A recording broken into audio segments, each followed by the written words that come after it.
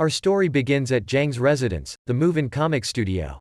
The walls are lined with posters of different characters, and the cracks on them show that it is an old place. A single voice is heard in this place as we see more character posters. The voice greets everyone listening and says that it has been a long time since their meeting.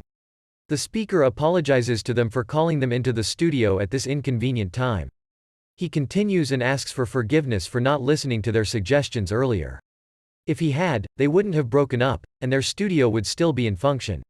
We see that the voice is coming from a mobile phone, and there is a wheelchair-bound man talking to them.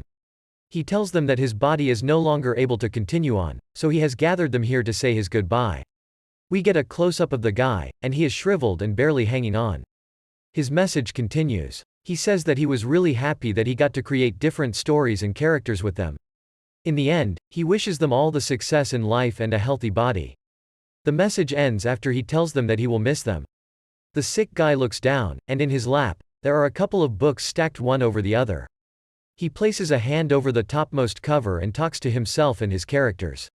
He says that he has drawn for so many years and has created so many fictional demons, and in the end, it is only them that are by his side. And with that, he passes away. However, his consciousness is still with him. He asks himself if this really is death, and comments that it doesn't actually feel all that bad. He even goes as far as to say that he feels comfortable. His consciousness comes to a younger version of himself, but he still feels really weak. His mind becomes clearer and clearer as he feels a cloth being wiped on his face. And when his eyes slowly open, he asks the woman tending to him about his location. She dramatically drops the water pot and falls on her ass, as our guy asks her who she is and why he is here. The girl screams and runs away, calling her mother and telling her that he woke up. My question is if she is a woman or a little kid. Based on this panel alone, I want you guys to comment on what you think. Back to the story, she runs away before our guy could say anything. He sits up on the bed and puts his feet down, only to flinch in pain and unease. Without a single thought, he comes to the conclusion that he must have transmigrated. I don't know why, but the dude arrives at this conclusion really fucking fast. Our guy looks around and finds his clothes draped over a screen. He puts them on and thinks to himself how he had struggled even putting on clothes, but thanks to transmigration gods that this body might have a chance to recover from its weakness. Footsteps thump on the wooden floor, and a woman slams open the door, calling him master. Strangely enough, our guy seems to recognize this woman. In fact, this woman is the same from one of the posters back in the studio, one of Zhang's comic book characters, Feng Xinyang. She runs over to him and hugs him, telling him that he has been in a coma for half a year.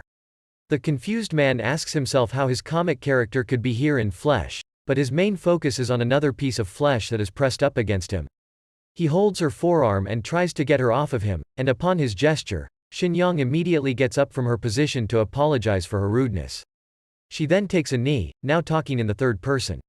She says that Xinyang has forgotten her manners, and asks him to be merciful to her. After that, she begins to explain her excitement about the fact that her master has finally woken up. Of course, our guy is more focused on the fact that this bombshell called him master. Someone needs to tell him to keep it in his pants. Xinyang stands up and hugs his arm, walking him out while telling him that the others would be very happy to see him up and about. And at this point, Zhang has no idea who he's about to meet. She takes him to an open space and tells him that this is the backyard of their inn, and the rest of the people are all here. They pass a room with an open door, and there is someone inside, pouring a drink into a wine glass. Xinyang calls him Aming and tells him that their master has woken up. Once again, our hero recognizes this new dude as well. Aming is a vampire, and he's yet another one of his comic book characters. Xinyang calls him impertinent and urges him to greet our guy while he stands there dumbfounded. Aming clicks his tongue and makes his way to them, before greeting them in a way that showed that he was forced to do so. They continue walking, and the vampire starts to go with them. Xinyang tells our guy not to worry about Aming, since he is always bad-tempered. And so, she'll now take him to meet everyone else. Finally, Zhang starts to put two and two together. He has seen Feng Xinyang and Aming. They're both characters from his comic, which would mean that he wouldn't be the only one to come to this world. He looks ahead in awe at a pair that have come to see him. A huge fucking man is Woodcutter Fan Li, and the guy sitting on his shoulder is the dwarf Zhu San. Zhu is excited that his master has finally woken up, and the both of them greet him warmly. While our guy is still looking at those two, another voice is heard saying that they can have their meal earlier since it is so lively here. Our guy looks at them and sees his other characters as well, Blind Bei and the zombie Liang Chang. The characters he and his friends created, and the same ones who stayed with him until the end. Our guy is now surrounded by them in the flesh. They're the Demon Kings, his most cherished creations during his time as an artist. Soon after their meeting, they all settle down to have some breakfast. It is now that we finally learn the full name of our guy. It is Zhongfan. He used to be a comic artist, and after dying from an illness, he had woken up in a world where he is among the characters that he and his comic studio created. He sees something from the corner of his eye, and it's Feng Xinyang, who has stood up to announce a toast to their master's awakening. She says that starting from today, they will finally have a backbone to support their family. Zhang wonders why they call him master and if they'll continue to do this until the end. Then as he strokes his chin, he asks them how they have been making a living here since they have been here for 6 months. Weirdly, this seemingly innocent question takes everyone by surprise, and Blind Bei places his cup back on the table to elaborate. He tells our hero that he has been in a coma ever since he came to this world, and ever since then, they have all become like ordinary people. Zhang thinks about their old selves, how his studio had created them as the Demon Kings, who reigned in terror in the comic. But if they're all ordinary people now, it's starting to make sense why they live in some shabby inn at the corner of the city. He gives them all a look over and continues his train of thought. He doesn't know why they call him master, but he sure doesn't have the bravery to lead them back to their glory days. This is when he asks Xinyang why he hasn't seen Mo Wan, which is another one of his creations. The startled Xinyang gets up and tells him to wait for a bit before rushing out of the dining hall. As he watches her from behind, we get a little background on the creation of these characters. You see, all the others were originally created by his companions in the studio, and he had only helped them in the process. Mo Wan, however, was the only character he created by himself from the beginning to the end, and if he is here as well, Zhang's mind would be at a lot more ease. Eventually, Xinyang brings back a box and tells our hero that Mo Wan is inside it. She places it on the table and opens it up, telling him that Mo Wan had told everyone that he didn't need to eat and drink, since he didn't really have a physical body. Which is why he decided to seal himself inside this blue stone. They have now eaten their breakfast, and Zhang is hanging out in his bed where he was previously being taken care of. He is talking to Mo Wan, telling him that he is now awake, so Mo Wan should also wake up and show him his face. But of course, he's talking to a fucking stone, and there won't be any response. He sits up while talking to himself, wondering how all these amazing demon lords are comfortably bowing down to a simple mortal like him. As he places the stone back, he says that Xinyang and Zusan are probably just pretending to be nice. He then hears a noise in the room next door, where someone is telling someone else to let Xinyang bandage his hand. We see that a container was broken, spilling the wine, which was probably the cause of the hand injury. The injured person is a Ming, who tells Fan Li that he doesn't need a bandage since he's a vampire, but Fan replies that they no longer have any powers, and he should get this cut looked at. But as he picks up the broken glass, a Ming stays stubborn, stating that his regenerative ability is still faster, and it will only take around 3 days for him to heal up. Fan has no choice but to accept his stubbornness, so he gives up on the bandage and says that he will bring the alcohol to the dining room instead. And with those words, the Titanic man exits the room, leaving the vampire to keep being edgy. In the next moment, a Ming hears a voice from behind him, asking him if he is free. It's our hero, and he asks him if he can have some time with him. Zhang takes him to the courtyard, where he offers him a seat. But the ever so arrogant A Ming tells him that it is dirty, so he will prefer to stand instead. Zhang then begins to ask his questions. He asks him what this place is, and A Ming replies that he doesn't know. He then asks that they've been here for half a year, why haven't they looked around? At this, A Ming replies that he is simply in charge of the alcohol. So, when Zhang asks who would know more details about this place, the vampire replies that the blind man always sits in front of the entrance, maybe he will know more. Zhang scratches the back of his head nervously, as he asks why they didn't collect information after arriving at a new place. I mean, this much is just common sense. A Ming replies that they didn't see any need to do anything since their master was in a coma. Zhang thinks how stupid this logic is, and the vampire is even putting the blame on him for his uselessness. This is when things turn weird, and the vampire tells him not to be scared of them. Naturally, the confused Zhang asks why would he be scared. The vampire replies that all of the demon lords look down on Zhang, and there's nothing he can do about it. However, as he kneels in front of him, A Ming tells our hero that they still won't abandon him, nor did they leave him when he was in a coma.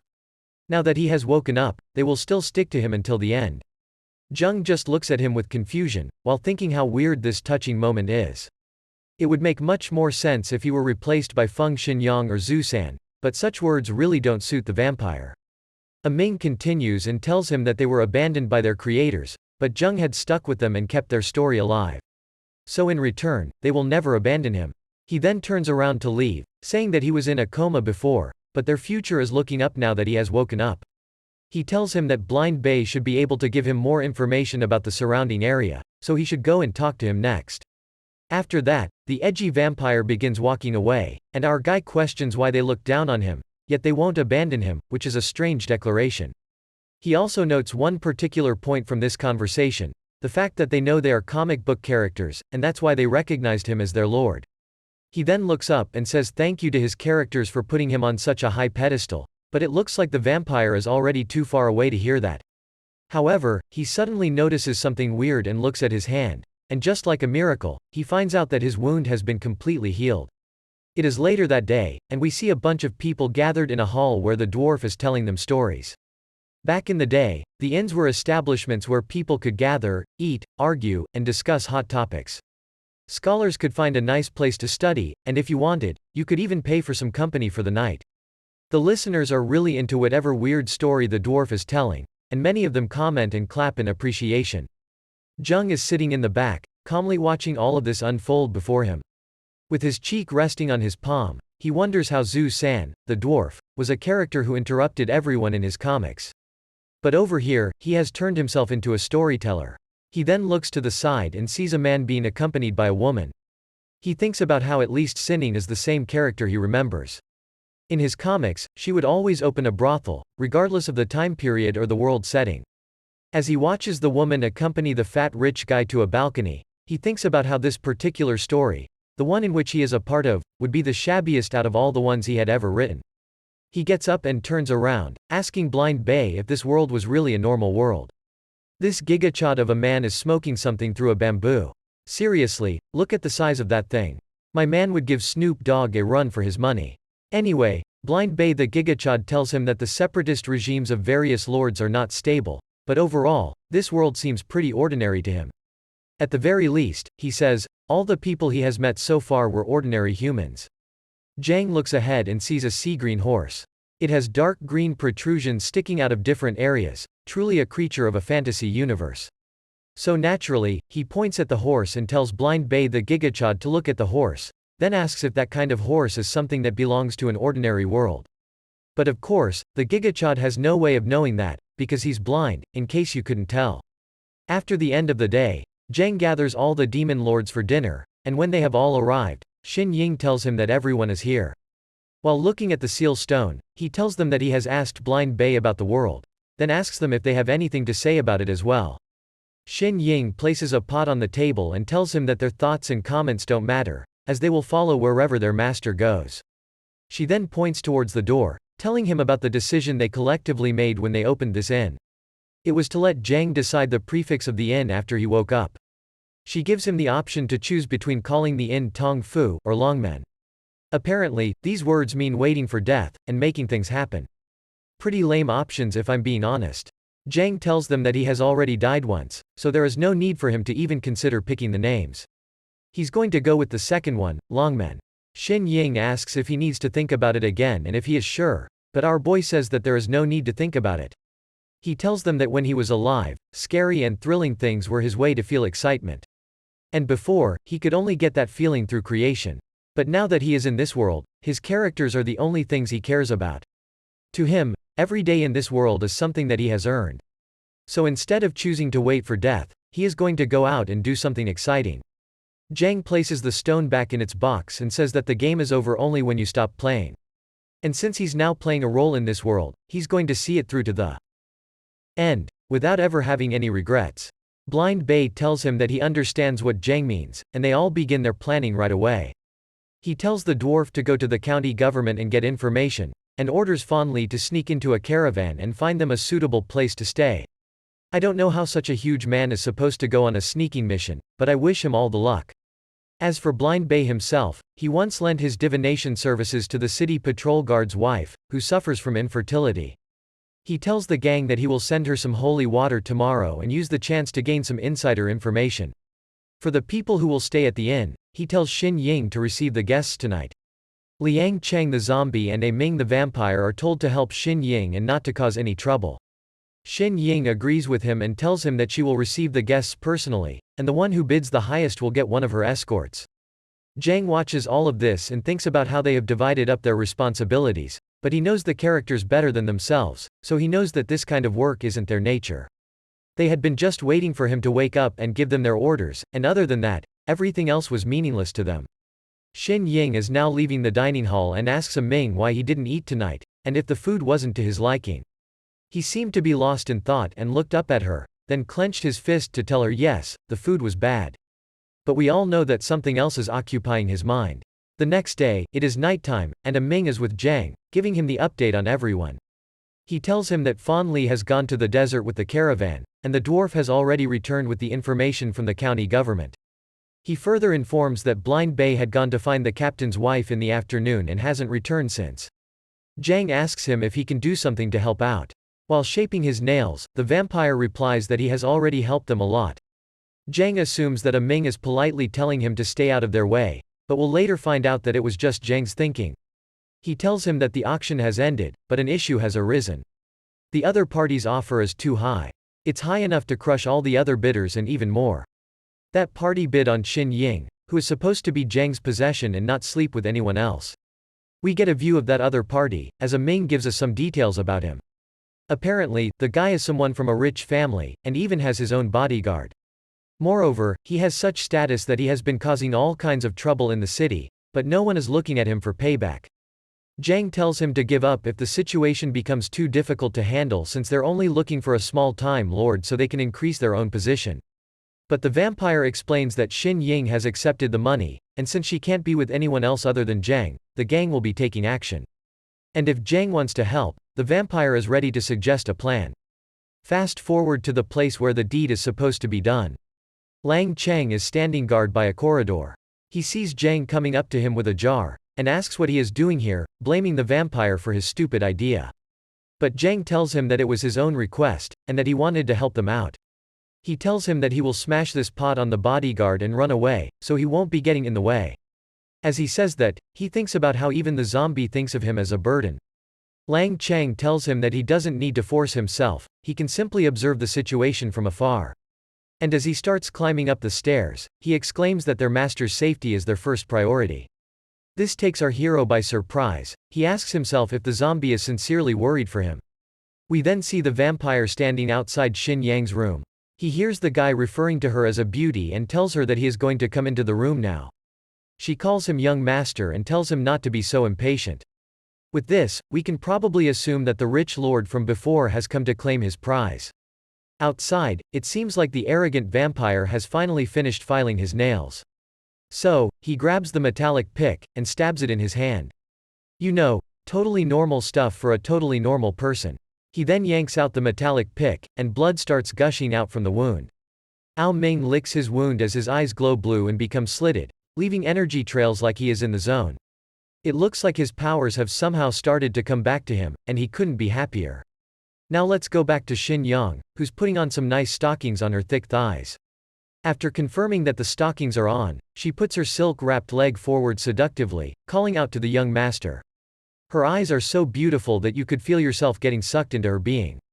And with her soft voice, she tingles all the right senses of the pervy young master. We now see her full figure in a game dress, and the woman truly seems to have the body of an erotic succubus.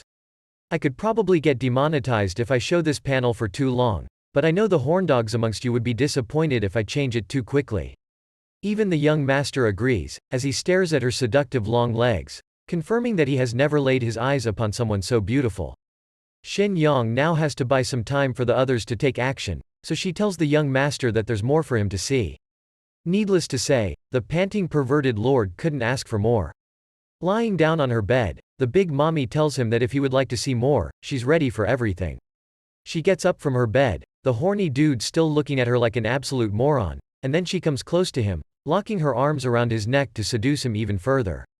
Her body is steaming, and she tells him that she will show him everything, step by step. And in order to do that, she whispers in his ear to wait patiently.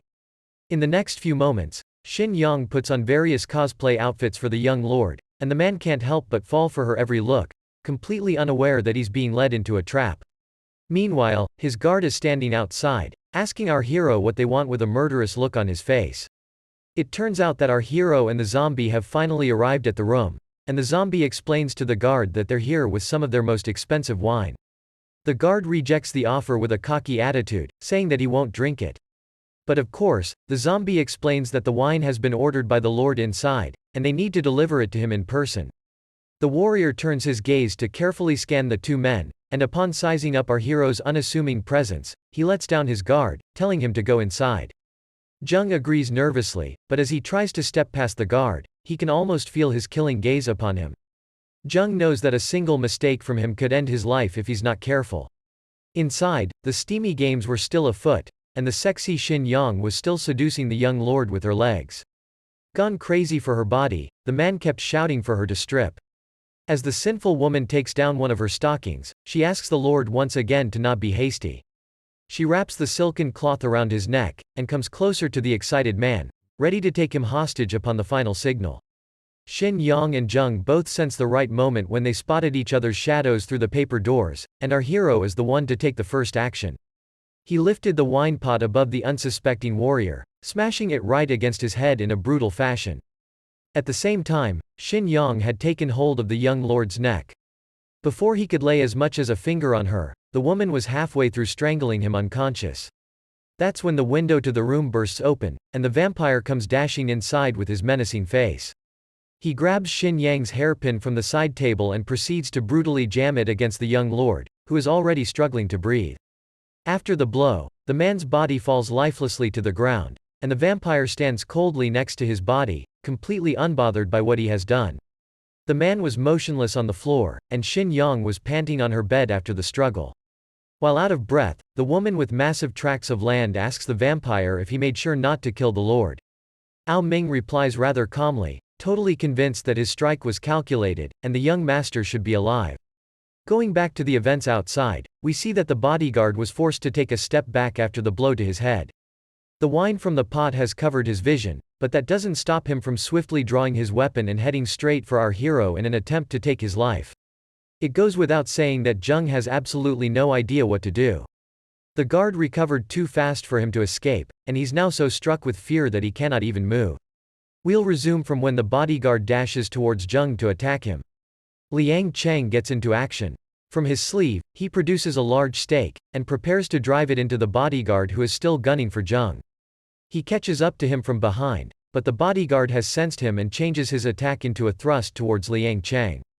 Jung can do nothing but watch this unfold. The blade finds purchase in its target, but the guy is a fucking zombie. He jams the stake in his shoulder with both his hands, and from it, some sort of red power begins to leak, probably an activation of Liang's powers, however much of that is left. Now Liang Cheng is just a few inches off the floor, and the bodyguard has taken a long step to stab his sword through Liang's stomach. In response, he has driven the stake into his shoulder. With gritted teeth due to the pain, the bodyguard recognizes him as an undead. After realizing this, the bodyguard releases a blue energy of some sort, forcing them both backwards. Jung looks at the blue energy, and wonders if it's internal energy or something called qi. But that's not as important as the fact that they have lured in a really big fish, and this big fish seems ready to eat a whole person. Now that he has pushed them back, the bodyguard turns his attention to the room, and bursts inside, screaming for his young master. He forces his alcohol-soaked eyes open, just in time to see purple energy coalescing, and from it, a Ming comes out, grinning big and ready to rumble. The bodyguard attacks him with the same type of thrust as before. Jung tries to tell a Ming to be careful, but it's too late already, because the sword has gone completely through the vampire. The bodyguard continues to run until a Ming is pinned against the wall, the sword impaled inside his guts. He then commands him to start talking, demanding to know their motives. To further impose on his interrogation, he drives the sword further in while twisting it, asking him who was behind this incident. A Ming is instead grinning, and in annoyance, the bodyguard yells out, asking them who they are. But of course, the vampire is too excited to answer and keeps laughing. His eyes open, and they have a wild look on them as he continues to laugh. Since Jung is a bit far, he can see dark energy gathering around Ming, and he can tell that something is wrong. Ming keeps laughing, now louder than ever before. As he laughs, his fangs grow out, and he begins to salivate in front of his prey. Eventually, he bites the bodyguard on the neck to suck out his blood. The guard screams out in pain, but the vampire continues to drain him. Ming is feeding on human blood, he hasn't tasted it in a really long time. The healthy bodyguard shrivels and fades away, as the vampire extracts his fangs from his victim's neck. And quite unceremoniously, he lets him drop dead. The guard falls, and hits his head hard on the floor. Ming wipes his mouth, he is still pinned on the wall, and his feet are off the ground. The sword is the only thing that's holding him aloft, and I can only imagine how painful that would be for a normal person. His eyes glow blue, trails overflowing from his sockets. He then announces that a certain familiar feeling is back, and with those words, the sword is shot out of him, and huge dragon-like wings sprout from his back. He takes the form of a menacing demon king, that once reigned terror over the world. Everyone watches in awe, as Ming's powers finally start restoring him to his former glory. As the vampire puts his wings back inside his body and starts licking his bloodied fingers like a crazy person, the other couldn't help but think that they might have a chance at restoring their powers as well.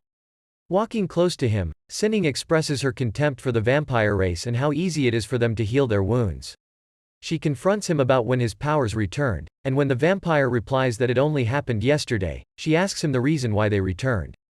The woman's eyes shoot open with excitement when she hears that the cause was their master, who finally woke up from his coma.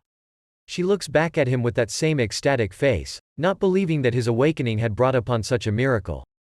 Figuring that being close to the master will probably restore her former strength, Sinning starts to crave his attention and body. As she approaches him with her steaming figure, Jung takes on a defensive stance, confused why the woman was suddenly acting weird. She clasps her hands under her breasts as a gesture of politeness, and without revealing her intentions, she simply states that since the fish has been caught, she will escort him out to a safer place. She urges Jung to leave everything to her and the rest, but you can tell from her expression that she has something else on her mind as well. A few moments later, we find the vampire lying down in his coffin, and the zombie next to him wonders if it actually helps him restore his health. In the end, he figures that a normal bed would be much more comfortable, and although I didn't expect to hear that from a zombie, I completely agree. Ming explains that he has been living as a normal person for so long, that he was afraid he might actually turn into one, if he doesn't go back to his roots and resume his old habits. Liang Cheng retorts that he's no longer a normal person, so his worries are pointless. This is when he hears a voice from behind, telling them that he just got informed about the accident. It turns out to be Blind Bay the Gigachad, and while peeling a beautifully ripe orange, he apologizes for not retrieving enough information about the opposing party first. The vampire blames him for being careless, but it doesn't look like he has any qualms. In fact, he admits that only a world of chaos and accidents can allow him to feel excitement. Hearing that, Blind Bay feels relieved and informs the two that he will now go and start interrogating the young lord they kidnapped. But then, Ming does something weird and suggests that they should let their master do the interrogation instead. It goes without saying that neither of the two expected to hear those words from the vampire, so their surprised expression is understandable. Blind Bay responds that their master will probably not do it, and when the time comes, he will end up relying on the others instead. Even so, Ming says that they should trust him and follow the right procedure. That makes the blind man understand why Ming was the first one to recover his powers. Perhaps he had figured out something about their master that the others hadn't. So, he heeds the vampire's words and begins to leave the room with a spring in his step. He comments that they all agreed to stay reserved, but Ming still poked his head out first. All of this is making the zombie feel a bit confused, and when Blind Bay leaves, he has a wall of questions to ask the vampire. After exchanging a few back and forth arguments and hinting at a slightly gay activity that never happened, they both agree that their master is quite useless, but none of them will abandon him. This is when Ming admits that perhaps these exact words were the difference. He was the first one to tell his master that he wouldn't abandon him, and his powers started recovering from that moment.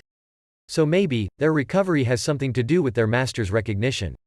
He further elaborates that everyone firmly accepted him as their master when they all came to this world. And now that he has woken up, he feels that everyone needs his recognition in order to become worthy subjects. Hearing that, the zombie gets impatient to meet his master again and learn more, so he has a back and forth conversation with the arrogant vampire, who's not exactly helpful since he already got what he wanted.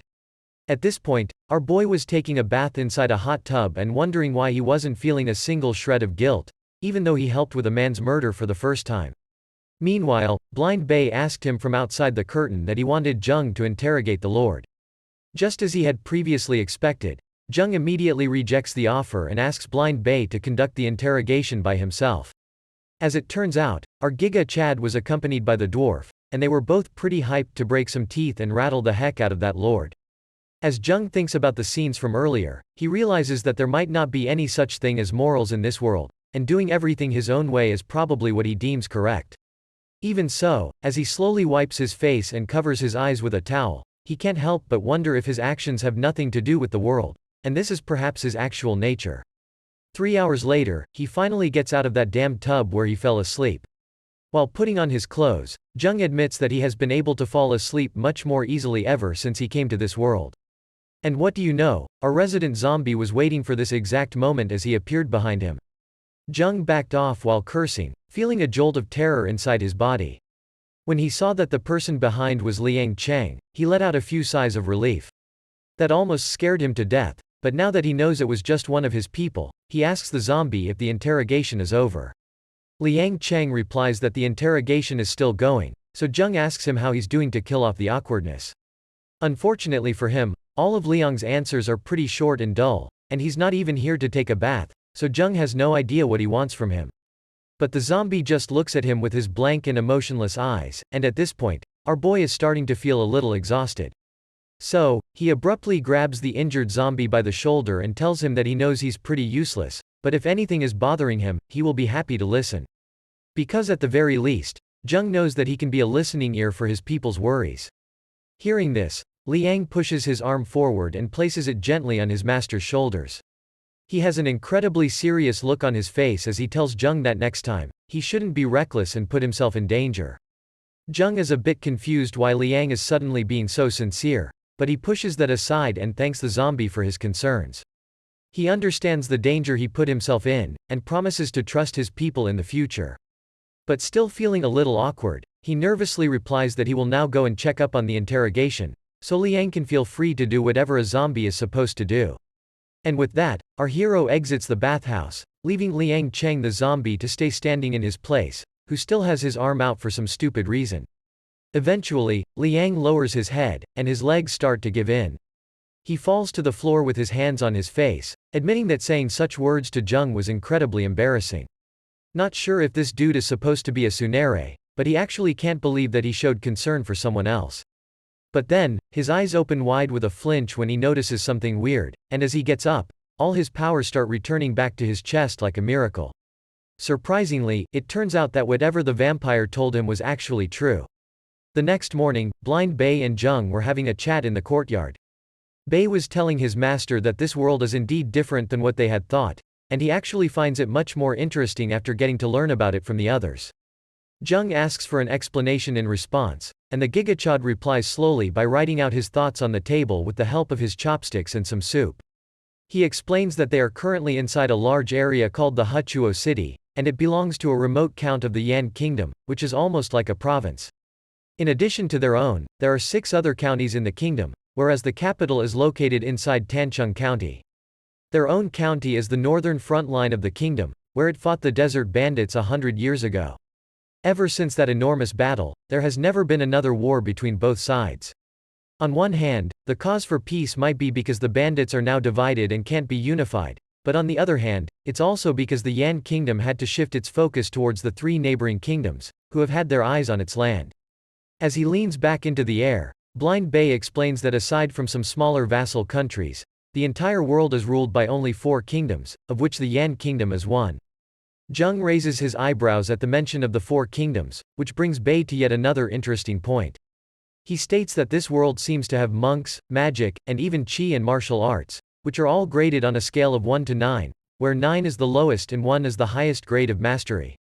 And for reference, the young lord's guard who was killed yesterday doesn't even make it on the scale. Jung picks out a vegetable from his soup to eat, as he thinks about how haphazardly the whole plot of this world has been written. But now that he's experiencing it firsthand, he can't help but feel excited. Blind Bei adds to his thoughts that they should start finding a way back to their former glory. Jung seems to like that suggestion, so he asks him to lay out his plan. Blind Bei smirks at his master's confidence, and as he ladles some more rice onto his plate, he starts explaining what he had in mind. Since they are currently inside the Huchuo city, he wants to first establish their forces here and take the second phase of the plan from there. After a lengthy discussion, the man lays out his entire plan for our hero to listen. And after going over it, Jung comments that there is nothing for him to add, he couldn't have come up with anything better on his own. Blind Bei accepts that, by calling Jung a wise master. But our boy knows that such a compliment comes with a lot of belittlement. In other words, Bei is well aware that Jung never had anything useful to add to his plan. Anyway, our boy clears his throat to clarify that he will be available to help in every step of the way. But once again, Blind Bei objects by saying that they only need more trust from their master. It feels as if Jung isn't getting anywhere with this stubborn gigachat. So he tells him clearly that he trusts him. But no matter how many times he states that, Blind Bei stays adamant that Jung does not trust them. Until eventually, Bei starts to notice a hint of sincerity and something different inside his senses. He focuses his thoughts on Jung's almost empty bowl of soup. And a leaf of cabbage starts floating upwards. Eventually, the leaf floats down from Jung's bowl, all the way to his own. Bei picks up the leaf with his chopsticks and puts it inside his mouth while thanking his master for the trust he has placed in him. Jung witnessed the entire scene with his own eyes, and he's now starting to wonder if he should maintain his distance from this weird man. Meanwhile, it looks like Bei has already earned some recognition from his master, and he can feel his powers coming back to him as well. In the afternoon, our boy was all by his lonesome inside the courtyard. He heard some loud bangs from the direction of a room, so he went up to the door to investigate. As it turns out, the dwarf was meticulously crafting a detailed map of the entire Huchuo city, which is pretty fucking impressive. Jung asks him if he's working on a topographical map, which makes the busy dwarf notice his presence. He commends his master for his sharp eyes and explains that he's just working on a rough sketch after Blind Bei asked him to do it. Jung looks at the excited dwarf with warm eyes, as he explains that a proper topographic map would be a tremendous help to their future plans in controlling the city. Our boy bends down to pick up a small hammer, which he hands over to the dwarf to resume his work. The dwarf then uses it to smash a particular cliff down, probably in order to maintain the accuracy. Seeing him work so diligently, our boy puts his hand on his shoulder, urging him to keep doing his best in the future. Jung leaves after saying those words, but he leaves behind a certain sensation in the dwarf's body. Out of nowhere, the little creature starts coughing wildly and finds himself struggling to maintain balance as he gets up. And then, his foot slips completely, and he slowly starts falling backward on the floor. But of course, just before his fall, my man places a finger down, and we see that he can now balance himself completely, even on the tip of his tiny finger. As we finally see him make a face befitting of a demon king, it becomes evident that Zeus and the dwarf has started to restore his powers as well. Outside, Jung was lost in thought that most of his subordinates have been acting weird since yesterday, but he's glad to know that at least Zeus Han was the same as always. But if you ask me, that dwarf might be the strangest out of them all. Regardless, Jung thinks that he's finally starting to figure out how to get along with the rest. As he tries to open the door to his room to head inside, he hears a really disgusting laughter from the other end of the courtyard, which could only belong to that creepy dwarf. That moment of confusion makes our boy trip on the curb as he opens the sliding door, and he starts to fall rather awkwardly onto the ground. Well, maybe not exactly. It turns out, the lucky bastard's head landed on a pair of incredibly soft pillows instead. The pillows belong to no one else but Feng Xinying, probably the most beautiful woman I've seen in any manhwa. As she shows a hint of worry on her face, she asks her master if he's hurt. There's no way someone could get hurt after getting enveloped by something so soft, so Jung nervously steps back and asks why Xinying is here in the first place. The blushing girl replies that she invited herself into his room because she wanted to deliver him a change of new clothes. Over the last 6 months when our boy was unconscious, Xinying says that she's sewn him several sets of clothes. And as she makes him wear one of her exquisite handmade robes, we see that it fits our boy perfectly. Jung comments he had no parents since he was a child, so such a kind gesture brings back his memories of a warm family. Hearing that, the ever so lovely Xinying holds his hand, and brings it closer to her chest to say that she can always roleplay as her master's mother if he wishes it. Jung smiles at the affection of the woman, thinking that she just wants to care for his feelings. But you see, this naughty girl here wants to care for more than just his feelings, and she's even willing to take this roleplay onto the bed. Once again, Jung was made to realize that he's surrounded by a bunch of demon kings, and he's still far too pure to take their intentions on face value. And while all of this was going on, Blind Bei interjects by barging into the room to call for Jung. Xinying gets mad that he interrupted at the worst moment, so she throws a teapot in his direction, which he dodges without any effort. Quite adorably, the woman starts to chew on her handkerchief and curses the Giga Chad for ruining a perfect atmosphere. I guess Blind Bei gets the gist of what's going on, but he clears his throat to say something far more important. He announces that something has happened at the inn, which demands everyone's attention at once. When everyone gathers at the main hall, we see that the center chair was occupied by a military commander who's here to recruit people from Jung's family because a war is soon approaching. This rough-looking man with a short temper isn't here to take no for an answer, and wants our hero, Aming, Liang Cheng, and Fanli to join their army tomorrow as laborers who deliver provisions for the soldiers. Xinying, being the manager of the inn, informs the commander that Fanli has gone away with the merchant's caravan, and as she glares into his soul with her marbled eyes, she lets him know that Aming is also sick, and it wouldn't probably help to have him be sent to the army and spread tuberculosis. As expected, her intimidation pays off, and the commander ends up taking a step back. He accepts that 2 out of the 4 mentioned recruits won't be able to make it, but the remaining 2 must join the army at once. As he starts to leave with his escorts, he commands Jung and the zombie to report to the barracks tomorrow before noon, and he makes it clear that excuses will not be accepted. Xinying bids the asshole a polite farewell, letting him know that his words were heard loud and clear. And with that, the commander finally leaves the establishment. This whole situation is starting to make Jung worry. He doesn't see a suitable way to avoid the commander's orders. This is when Blind Bei walks back inside the hall, stating that they only have 2 options left to choose. The first option would be to pack their belongings and leave the city overnight, and the other one would be to give up and join the army. But before he even finishes his sentence, Jung lets everyone know that they're staying. His confident declaration puts a smile on all 3 of his characters present. They're finally starting to see him in the light of a master. Jung returns to his rightful seat, and explains that they have already spent most of the year in this city to establish this inn. It's not easy for them to give up on everything so easily. And as he puts his hand to his face, he exclaims that leaving so abruptly isn't a realistic way to solve things either. Blind Bei commends his farsightedness, and the smile on his face tells us that he wanted to hear these exact words. He then orders the dwarf to join them on this mission as well, because even if he's tiny, his nimble nature could provide them with some support. But if Zhu San is going, Xin Yang also protests that she should be allowed to as well because she wants to serve her master at all times. However, Blind Bei interrupts her again by saying that the military might want to use her as a prostitute if she goes. That's the one thing she would never agree to, so the girl is once again forced to click her tongue in annoyance because the Giga Chad just won't stop getting in her way. The man then turns to Jung, letting him know that his subordinates will be next to him to clear all of his obstacles. The dwarf is pretty excited to go on this mission as well, but Blind Bei knows that given our hero's personality, he might not want to rely on others too much.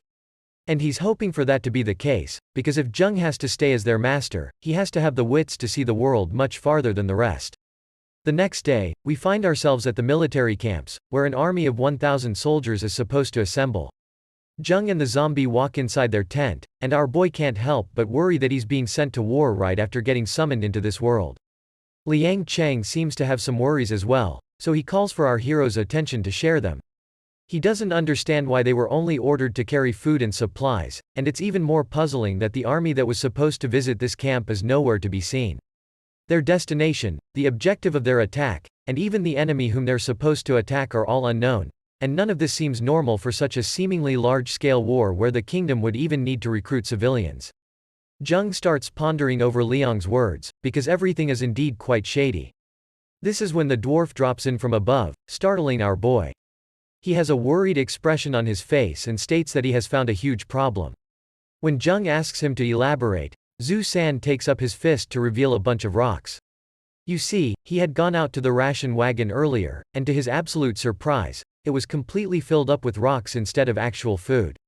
A few days have passed since then, and there has been no notable activity inside the camp. However, the zombie reports to our hero that something might happen tonight. While Zhu San was busy cooking up some food, the zombie asks Jung what he thinks about the location of the camp. Jung replies that it's close to a river so they don't have to worry about the enemy cutting off their water supply, and since they're basically stationed inside a canyon, they can reduce the area of overall defense and guard more effectively. Just like Blind Bay in the last episode, the zombie commends his master's insight by calling him wise. However, much like the last time, Jung feels like these guys have a really stiff way to compliment him. Still, he knows that Liang Cheng must have more to say, so he waits patiently for him to speak. The zombie continues and states that his master forgot to mention that all of these things are beneficial in a situation where the main force is present, but such is not the case at all. There are barely 200 people in the camp, and most of them are civilians who were recruited by force. So, according to Jung, as long as a few hundred cavalry attack from one side and sneak attack the other, their army will stand no chance to fight back. And while the dwarf serves up his weird-looking soup, the zombie adds that the way their army is observing the recruited peasants, it feels as if they will be used as a form of bait or distraction. Jung feels the same way, but knows that informing the superior military officers won't be of any help, and taking other peasants into the loop will only complicate things more. In other words, he wants to prioritize his safety first, and if the conditions allow him to be greedy, he doesn't mind if he ends up getting a few benefits from this predicament instead. Soon, the nighttime came, and some tired patrolling guard was seen making his rounds around the camp. But unbeknownst to him, he was being followed by a cunning enemy. The masked man took the guard by surprise and sliced up his neck in a fraction of a second. As it turns out, he wasn't the only assassin, a bunch of others were going from tent to tent, and killing off the recruited soldiers. It all happened so silently and swiftly that the poor people didn't even get the time to scream. Eventually, it came time for one of the assassins to enter our hero's tent. But as soon as he moved the curtain to enter, a deathly hand came shooting towards his direction. The assassin was grabbed immediately by the neck, and the aggressor was none other than Liang Cheng, our favorite zombie. The signs of struggle alerted the other masked assassins, but before they had a chance to react, they found themselves at the mercy of a blade. This time, the attacker was Zhu San, and it only took a single moment to slice off the infiltrators' necks. Meanwhile, Liang Cheng was seen stepping out of the tent with the corpse of the assassin, and under the beautiful full moon, our hero decided to poke out as well. With a rather emotionless look, the zombie declared that the assassin's head should be chopped off. But then, a single arrow was shot up into the air. It was ignited by blue flames, and it was shot up straight into the sky as a signal for the others. Upon spotting the signal, the enemies started their stampede towards the camp. They all rode battle-hardened horses, and a single look at them was enough to tell our hero that these were the bandits of the deserts, also known as the barbarians. As they inch ever so closer to the camp, Liang asks his master if he knows about these barbarians, and Cheng replies that he only heard about them from Blind Bay recently. All three of our boys try to hide themselves behind the tents, while the enemy runs rampant to thoroughly raid the camp. This was enough for Cheng to confirm that they were definitely used as baits, but now that the fish has been hooked, he's expecting the reinforcements to arrive soon as well. Even if the reinforcements come, Zhu San suggests making their escape while they can. However, Cheng has different ideas. He remembers that the barbarians' heads can be exchanged for money and military merit, and he wants to cash in on this opportunity. Hearing that, the dwarf can't help but feel fascinated by his master's mind, who's not even thinking of his safety at such a dangerous moment. This is when they all get spotted by one of the barbarians. The brutish bastard takes charge with his club to kill off the three, and Liang takes up his weapon to fight back. He signals Cheng to stay behind him, and takes up a defensive position to prioritize his safety. Zhu San takes this moment to go on the offensive, and while holding his twin blades in his hands, he slides towards the attacker's blind spot with the agility of an assassin. Before the barbarian could even process what was happening, the nimble dwarf was done shooting forward and making his move. The warrior's throat was cut, and he bled to his death on top of his horse in a matter of seconds. The massive warhorse was still charging though, and zombie Liang was standing right in its path.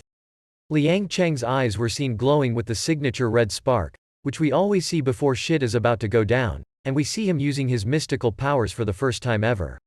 He conjures two separate fists with his crimson red energy, and he uses them to control and punch the fuck out of the charging horse.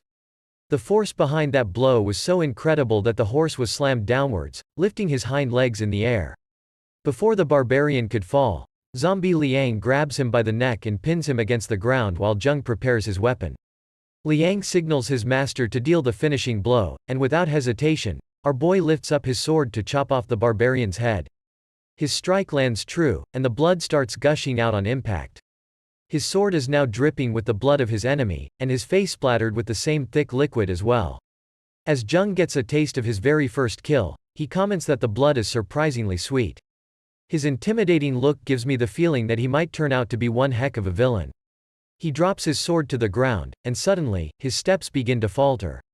As he looks at the mess he has made, the realization finally kicks in that he has killed another human. But even now, he can't help but smile.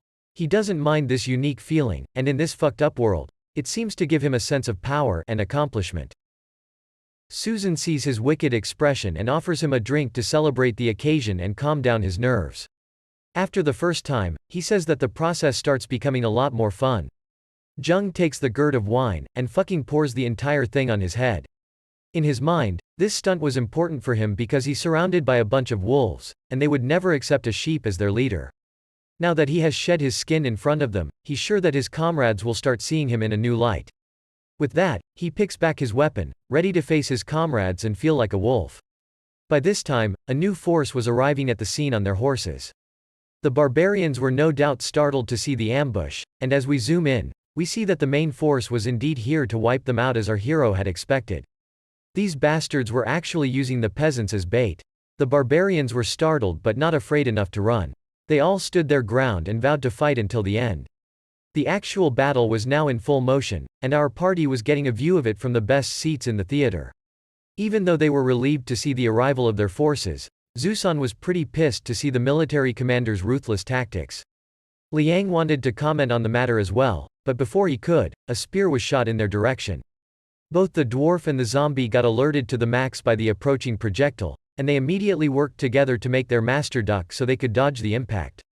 The force of the spear blasted the wagon in half, and our hero was now staring directly at the culprit. When the fog cleared up, we could finally see the silhouette of the warrior who shot the spear. It was yet another barbarian, massive in size, and built like the fucking Undertaker. Liang knows an enemy when he sees one, so he immediately takes out his sword and starts charging towards the barbarian warrior, who dared to harm his master. He jumps up into the air and brings down his weapon at the bulky enemy. However, it was already clear that this particular warrior was no easy opponent, and it becomes evident by the fact that he manages to parry the attack with his own weapon. Sparks fly around the area as the two warriors clash their swords, and Jung gets worried that he might be holding back his subordinates, so he asks Zusan to leave him behind and help the zombie. Meanwhile, it turns out that Liang was forced to take a step back, and since his sword is now broken, we can assume that he lost the contest of strength against the barbarian. The skull-masked warrior laughs in the zombie's face and takes the opportunity to charge forth with his massive body. Liang narrowly manages to dodge the strike, and it looks like he's not too concerned with losing his sword because he doesn't know how to use that weapon anyway. The barbarian was now on his way to shoulder tackle the zombie into the ground. His shoulder definitely manages to hit Liang in the body, but the warrior's eyes flinch in surprise when he sees that the zombie didn't budge a single step despite the full force of the tackle. That's when he shoots his hand forward with his incredibly sharp nails and manages to pierce clean through the barbarian's stomach. The warrior coughs up blood due to the damage to his internal organs, and while letting ghastly energy trails from his body, Liang lets him know that he prefers to use his nails instead. That's when an arrow is shot from the side, and it finds purchase on Liang Cheng's arm. Without flinching for a single moment, the zombie looks in the direction of the attack, and the enraged barbarian takes this chance to go on the offensive. He kicks Liang Cheng in his stomach, sending him flying through one of the horse wagons. We now see that the arrow was shot by one of his companions who's warning his friend to be careful, since the zombie guy doesn't look normal. I mean, he's a fucking zombie, how could he possibly be normal? Anyway, the archer was quite concerned that he shot a powerful arrow at the zombie's arm, but it didn't even manage to penetrate through it, despite the fact that he wasn't wearing any armor. But of course, there's hardly any time for him to focus his attention on Liang, since another threat has managed to sneak up behind him. Su San stabs the archer with his twin daggers and uses the momentum of his leap to carve his body all the way to his legs. Even barbarians have a sense of camaraderie, and the bulky warrior wasn't the least bit happy to see his friend die. He picks up Liang Cheng in his anger and lifts up his sword in the air, promising to kill him on the spot. That's when our boy ran to the zombie's aid and leapt at the warrior with his own weapon. The barbarian noticed him approaching and turned around quickly to parry the attack while throwing away the zombie. However, he started coughing up blood before he could fully swing his sword. As it turns out, the man was showing signs of getting poisoned. He thought about it and figured that Liang's attack from earlier could be the only possible explanation. Perhaps the zombie's nails were lathed with poison. That was all the opportunity our hero needed to finish his attack, and his sword was coming down fast on the warrior's neck. Blood splattered in the air, and within the next moment, the barbarian warrior fell motionless, and Chang's sword was lodged to the ground.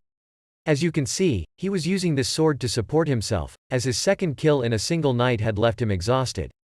Liang offered his hand to help him get up, which our boy was surprised to see. But when he looks up, he can tell that the zombie was quite pleased with his actions earlier. So, they both locked arms, and Chang managed to somehow get up from the ground. Seeing his new and reformed master, Liang couldn't help but think back to the words of Blind Bei. The Giga Chat had told him that even if Chang wasn't reliable, they shouldn't forget that he was the one who created them. He thinks that their master's real world was like a cage, and he was simply a beast shackled inside. Therefore, as he placed down his peeled orange, Blind Bei explained that it was their job to provide a suitable environment for their master to be free of his shackles. In other words, he truly thought that Chang was a person worth following, and if such demonic creations could be born from his mind, he's surely someone who stands above them. Perhaps by now, Liang is starting to understand those words, as he pulls the arrow out of his arm. He informs Chang that the kingdom's army has taken control of the situation, and his master quickly told him to start counting their spoils. Meanwhile, Zhu San came dragging in someone incredible. He announces to his master that he was caught a big fish, and it turns out to be one of the chiefs of the barbarian tribe. The old man was still alive, and the dwarf was wondering if he would fetch a higher reward if they didn't kill him. But Chang is no longer the soft-hearted man from a few days prior. He's worried that the chief must have seen everything they did, and it's best if they kill him instead. Hearing such words, the chief was shouting at Chang, calling him the incarnation of the devil. But by now, Zhu San already had his dagger up to his throat. The dwarf seemed quite happy to hear someone call his master the devil, and without any hesitation, he ended the old chief's life with a single slice. On the other hand, almost the entire barbarian force was wiped out, and the military commander was making his rounds to look for any survivors. He pointed his sword in our party's direction, asking them to reveal their identity. By this time, Chang had already claimed his third kill and was holding the head of the chief in his hand. The commander looked puzzled when he looked at the mess, and it didn't take long for him to recognize the face of the chief. It would appear that the Central Army had been looking for this old man, so the commander signals his soldiers to move forward. He's angry that our heroes were lucky enough to come across such an opportunity, and bagged the biggest prey. But as his soldiers surround our hero, it becomes evident that he's going to claim this reward for his own. Shu San warned Chang that the soldiers are planning to snatch away their achievement, but it was already too late to plan ahead. Just as they speak, the cavalry was already charging ahead in their direction. The commander was pretty thrilled to rob our heroes, but I guess he was relieved too soon, since a thrust of crescent energy came flying in his direction immediately. The energy sliced through the greedy commander, taking away his life on the spot. With his torso severed, the poor bastard fell off his horse in a heartbeat.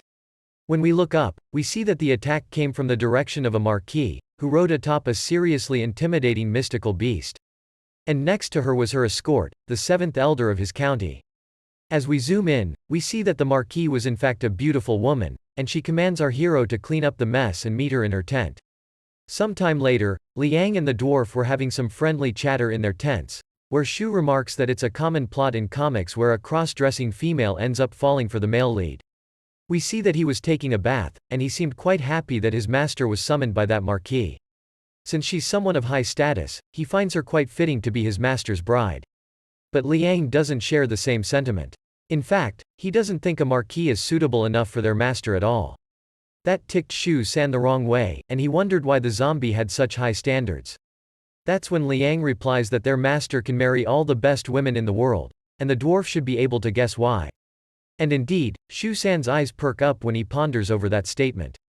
He understands that with their master being the key, all of them can eventually restore themselves to their full powers, at which point there won't be any force on this planet to stop them. But that was only half the truth. Liang Chang noticed that not only have their powers recovered after their master woke up, but Zhang himself has also grown exponentially. Right now, he's someone who can hold his own against someone who actually works out. That's when Shu San gets worried, shouting that he should have instructed his master better before he went to visit the marquis. He thought there might be some perverted accident in the making, so he had asked Zhang to go inside her tent even if she says she's not ready. But of course, now he thinks that it might not have been a great idea. Liang comments that such an act against the noble could end up with our master getting chopped to pieces, but the dwarf isn't the least bit worried. Meanwhile, Zhang was already on his way to the tent of the marquis. As expected, it was quite different from the rest, but there were no guards to be seen at the front. Zhang let himself inside, and we could see the familiar helmet of the woman from earlier. Our hero knelt in front of the marquis, greeting her as a general of the army. It would appear that the woman was by herself in the tent, and busy writing some reports to submit. She informs Zhang that he was invited here with regards to his achievements in the battle, and he has two choices to pick from as a reward. The first option would be for him to join her personal battalion and become a member of her noble family, and the second option would be to become a military officer inside the Huchuo city. But then she stops and takes a closer look at our hero with her observing eyes. She took back the second option, and was about to tell Zhang to go back with her to join her family, but our boy stopped her mid-sentence to announce that he will become a military officer for the city instead. That made her halt her brush, and she glared at our hero with eyes of anger, letting him know that he shouldn't look down on her family. Zhang knows that going to her family would seal his fate, and he probably wouldn't even know when they decide to kill him if he's not useful. So instead, he states that Huchuo is his home, and he can't bear to leave it. Besides, he knows that the 7 demon kings under his command won't sit still if he decided to leave. And speaking of the demon kings, one of these fuckers is once again covered in blood, smiling at the scene of his chaos. As we zoom out, we see that Ah Ming the vampire is standing in the middle of a massacre, and has a bunch of weapons lodged inside him. He seems to have taken care of a criminal gang by himself, and asks his partner why they're taking such initiative without the approval of their master. The partner turns out to be Blind Bay, and I guess it was his idea to start rooting out some competition in the city. He replies to the vampire that Zhang might not be here, but it's not right for them to not make any progress while he's gone. Ah Ming takes one of the swords out of his arms, and throws it in the pile of the bloodied weapons on the ground. He then approaches Blind Bay, asking him if someone is taking care of the cart gang as well, since it was one of the rival gangs on their list. The Giga Chat responds that Xin Yang has been sent to deal with that group, and it's only a matter of time when they're subdued. Sure enough, as we look at the cart gang's end, screams can be heard from the inside. The leader of the gang was suspended in the air by a cluster of energy threads, and he was screaming at the bitch who tied him up to free him. The bitch in question is actually Mommy Xin Yang, and she's watching the show from her seat. With a jar of wine in her hand, she seems quite pleased with her puppet show. And goddamn, the woman looks sexy even when she starts pouring the wine in her mouth straight from the jar itself. As she wipes some of the liquid from her lips, the only thing occupying her mind at the moment is her master, whom she can't wait to meet. Going back to the master himself, he and his 2 companions were now camping in the desert before heading back home. The 3 of them were gathered by a bonfire, just waiting to pass the night. By the next morning, they should be back in Huchuo City. Camping out in the open, Zhu San gets worried about Fanli, since he's a big man with a big appetite, and you don't get to eat enough when you're traveling. Zhang thinks that the dwarf is remembering his partner because he's sick of dealing with him. This dude is always so negative. Anyway, he suggests everyone retire for the day and start their journey at dawn. That's when the dwarf hears some clattering noises nearby, and Liang Cheng warns the 2 that someone is approaching. All 3 of them stand on guard against the enemy, with Zhang in the back as always. This new visitor seems to be a beauty under a veil, asking the trio for some shelter by their fire. She's not alone either, we see her next to 2 barbarian warriors, along with 2 really young children. The story continues at nighttime, when the barbarians have taken refuge next to our hero's fire to spend the night. The lady from the barbarian group gets up from her position, and lifts up her hand to show something in her possession. Zooming in, we see that she's holding a bottle of wine, and I guess she's trying to extend friendship by expressing willingness to share it with the others. Zhang and his followers see this, but our boy replies that the wind is cold, and his throat is feeling sore. He's not exactly in the mood for drinks. He's quite cautious around the woman, because she's someone from the barbarian tribe, and he'll never know if the drink is poisoned unless she takes a sip first to prove him wrong. Hearing the rejection, the woman sits back down near the fire, and taking a few gulps of the wine by lifting up her veil, she explains that she's one of the chiefs from the royal hall of the barbarians. She then talks about the kids she brought along, and points out that they're the grandchildren of another tribe chief. She specifies that the name of the tribe is Huchuo. Our heroes listen as the woman elaborates that she has traveled all the way to these lands in order to rescue these children. Her explanation only puts Jong more on guard, as he reaches for his sword behind his back to get ready for a fight. He knows that the tribe chief they handed out to the Marquis of the Li family earlier belonged to the Huchuo tribe, which means that the barbarians in front of him are most likely to be hostile. And confirming his doubts, the chief woman points out that their horses carry the mark of the Li family, which means that the party is a part of the same family as well.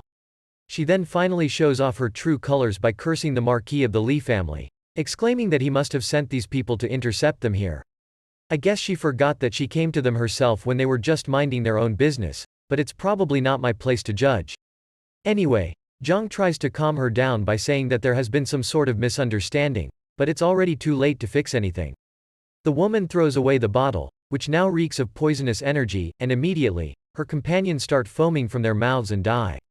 Turns out the chief woman was also a shaman, and she sacrificed her own companions to gather enough deathly energy around her, in order to defeat her opponents and escape with just the children. By activating Rei's corpse, a curse of the barbarians, she manages to quickly bring both of her warriors back to life, but now they're acting as her puppets, and will be stronger than ever before. The warriors look like they've gone berserk. They have grown fangs like zombie Liang, and their eyes glow green with the death energy of the shaman. Our hero, along with the zombie and the dwarf, quickly take their positions to fight off these adversaries, claiming to know that the woman was suspicious from the start. Jong pokes Liang Cheng on the back, and since he's an ancient zombie himself, Jong asks him to say hello to his new relatives. While that shitty joke was going on, the new zombies in question were hungry for blood, and charging ahead to destroy everyone in their paths. Liang heeds his master's orders, and quickly moves to remove the mask from his mouth. He reveals a row of hideous and terrifying fangs behind the mask, and roars like an absolute monster to scare off the freshly risen corpses. The sonic waves from his scream thwart back the barbarians, and the shaman just stands there in a daze as she watches herself lose control of her subjects. Unable to believe that the enemy managed to break her control over the corpses, the woman is forced to look into the true power of her opponents. She uses her hand to focus her power into her head, and opens up a third eye of the curse, which is able to peek into the enemy's real aura. And the scene she witnessed with her new eyes was even more terrifying than anything she had ever seen before. It felt as if Liang Cheng had the spirit of an angry god raging above him, itching to wreak havoc on his enemies. The shaman finally realized that the opponent didn't steal her control over the corpses, but they submitted to Liang Cheng out of fear. And with one final roar from our zombie's horrifying mouth, the barbarian corpses had finally converted. They were now emanating an entirely different color of energy. The converted corpses were now charging towards her former master, and the shaman knew that she was fucked. Revealing the stupendously thick body under her cloak, the woman started dodging the attacks to save her life. She was still an experienced fighter, and the moment she noticed an opening, she struck one of the zombies to knock it out cold. She then took the chance to grab the children, who were still somehow sleeping up until this point. However, before she could make her escape, Zhu San managed to sneak behind her for a deadly attack. His twin daggers were now inches away to take the life of the woman.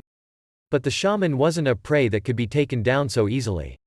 We could see her eyes glow as she gathered her powers, and she used the gathering energy to let out a massive howl, which not only extended her robe in the opponent's direction, but emitted enough force to blow away the tiny dwarf. Zhu San struggled to maintain his balance in the air, and the woman's cloak was still trying to envelop him inside its space. Somehow, he managed to roll away from the cloak's attack midair, but the dwarf was now sure that there was something weird about this piece of cloth. He then landed back on the ground, warning the barbarian shaman to not run away if she has the guts. But of course, there's no point in yelling such things, since the woman is already on the run with the kids in her arms. The only one standing in her way right now is our hero, who's holding out his sword in hope to intercept her. Jong raises his sword to attack the woman, but he didn't expect her to be so powerful, and he's already scared to take any action against her. Still, despite all his doubts, he swings his sword at the shaman to take her life.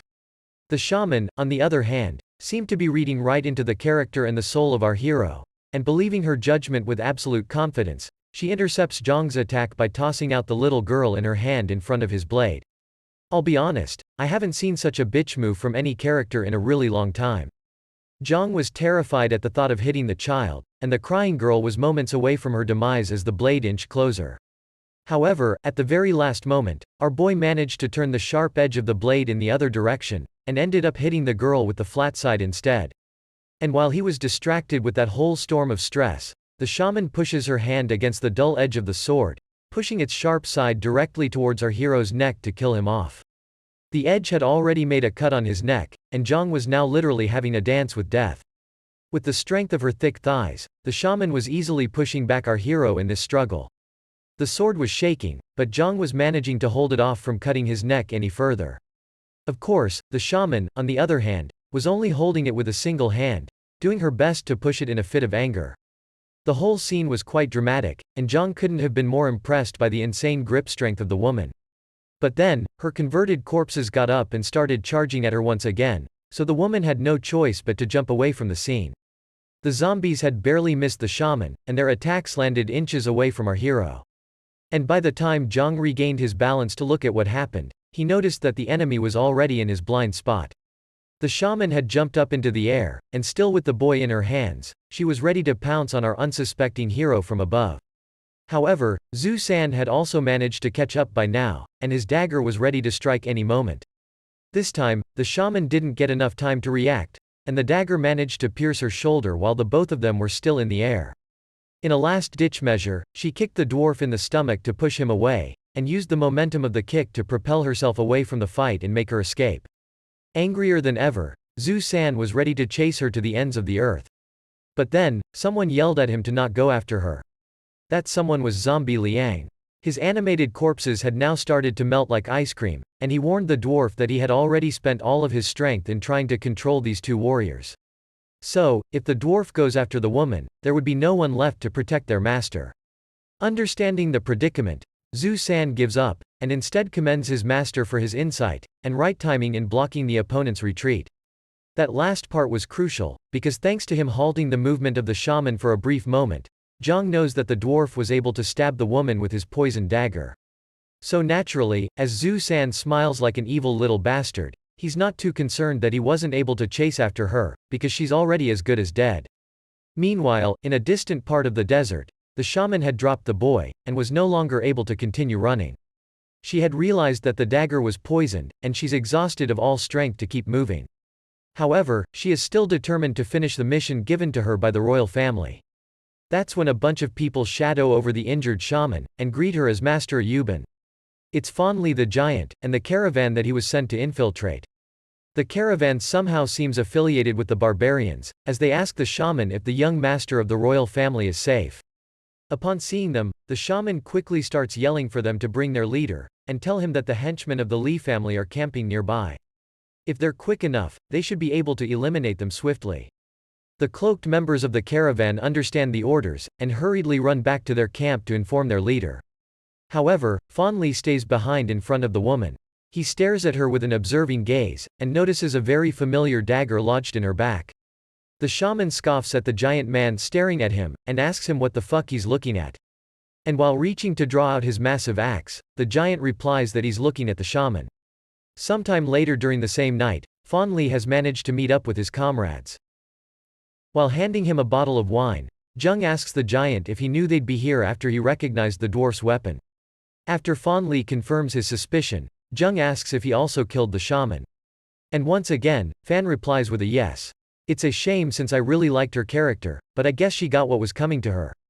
As the giant takes some big sips from the bottle, Zhang thanks his fate he reunited with him at such a convenient time, because they might have become the barbarians' eternal enemies, if the woman had lived to tell everyone about them. Fanli hands out a bunch of grass roots to his friends, while Zhang laments that he couldn't even bring himself to kill a child, so there's no way he would have been able to fight against the entire barbarian nation at his current state. Zhu San, back on his usual seat on the giant's shoulder, wonders what kind of herb he has been given. Fanli replies that this is what he has been eating for a few days, and it helps you feel energetic after you consume it. But I guess the dwarf finds it hard to believe that a bunch of grass can give you any energy, so he's not too keen on trying out this food. Meanwhile, let's take a look at the office of the envoy who oversees the same county our hero lives in. With sweat rolling down his skin, he asks his informant if the Marquis can really win this war. His informant says that he's not worried about the Marquis plans, but he's more concerned that they're ignoring the person named Zheng Fan, who was personally recommended by the young miss. That makes the envoy get mad, as he finds it overly excessive that the young miss has gifted 300 horses to a commoner for just a few achievements in battle, and he's not even willing to join her army. He yells that if the man shows some ability to mobilize a few troops like a general, only then will he acknowledge him to be worthy of his rewards. Now, going back to the man in question who's supposed to be given 300 horses, Jung is quite surprised when he returns home. Their inn seems abandoned, and not a single sound can be heard from the inside. The dwarf quickly goes on alert upon noticing this, and Jung can't wrap his head around what the heck is going on. When they open the door, they're all surprised to see that the inn is indeed abandoned, and there's no one currently inside. That's when a single man comes running from one of the smaller guest rooms, and asks if the master of the inn is back. Jung asks the man what's happening, and the tan person tells him to relax. He replies that Xinyang and Blind Bay have bought a bigger house at the corner of the street with the money they earned, and they told him to stay here in case their master returns home. Now, let's go over to the new house bought by the gang, where the remaining members are discussing their plans for the future. Xinyang, Blind Bay, and Ao Ming are sitting inside the main hall, talking about all the gangs they have destroyed recently. Ao Ming asks Blind Bay about the Three Gods Association, and wonders why he destroyed them as well instead of extorting them for money, since they are known to make a lot of cash from their services. While peeling his orange as usual, the Giga Chad responds that their master doesn't want to deal with the issues of religion, so it's not his place to bother with that either.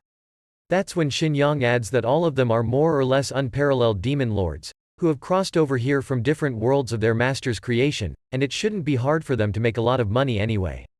She then takes a moment to take a sip of some weird wine out of her tiny glass, until her attention is gleefully shifted towards an announcement from one of her brothel women that the master has finally arrived.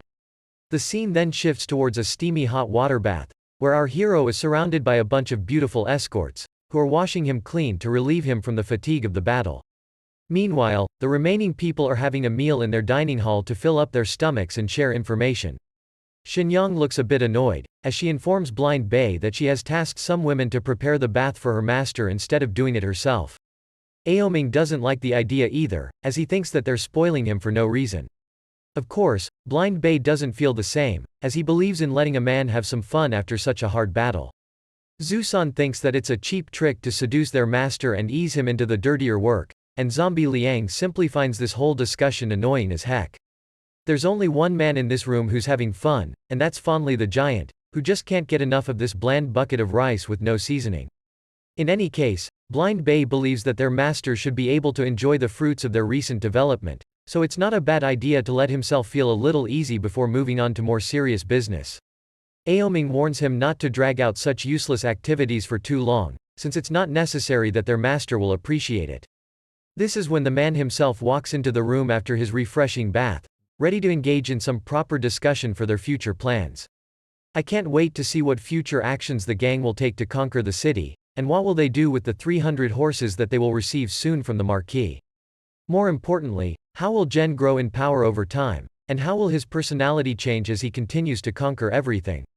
If you're curious to find out more, leave a comment under the video to let me know.